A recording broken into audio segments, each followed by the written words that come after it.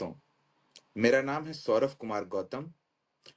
आज की कहानी है श्री अमरकांत के द्वारा लिखी हुई दोपहर का भोजन। कहानी में उन्होंने बेहतरीन चित्रण किया है एक महिला के चरित्र का, जो पुरुष सत्तात्मक समाज में परिवार को जोड़े रखती है। इसकी नायिका हैं सिद्धेश्वरी, और वो किस तरह परिवार के अलग अलग सदस्यों के बीच में आपसी प्रेम को बनाए रखती हैं, इस पर यह कहानी आधारित है।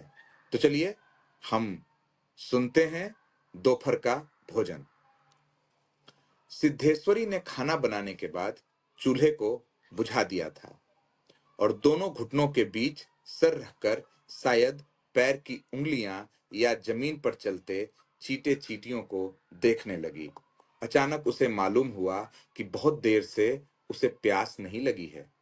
वह मतवाले की तरह उठी और गगरे से लोटा पानी लेकर गटगट चढ़ा गई। खाली पानी उसके कलेजे में लग गया और वह हाय राम कहकर जमीन पर लेट गई। आधे घंटे तक वहीं उसी तरह पड़ी रहने के बाद उसके जी में जी आया। वह बैठ गई, आंखों को मलमल कर इधर उधर देखा और फिर उसकी दृष्टि ओसारे में अध टूटे खटोले पर सोए अपने 6 वर्षीय लड़के प्रमोद पर जम गई। लड़का नंग धरंग पड़ा था। उसके गले और छाती की हड्डियां साफ दिखाई देती थी। उसके हाथ पैर बासी ककड़ियों की तरह सूखे और बेजान पड़े थे और उसका पेट हंडिया की तरह फूला हुआ था। उसका मुख खुला हुआ था और उस पर अनगिनत मक्खियां उड़ रही थीं। वह उठी, बच्चे के मुंह पर अपना एक फटा गंदा ब्लाउज डाल दिया और एकाध मिनट सुन्न खड़ी रहने के बाद बाहर दरवाजे पर जाकर किवाड़ की आड़ से गली निहारने लगी।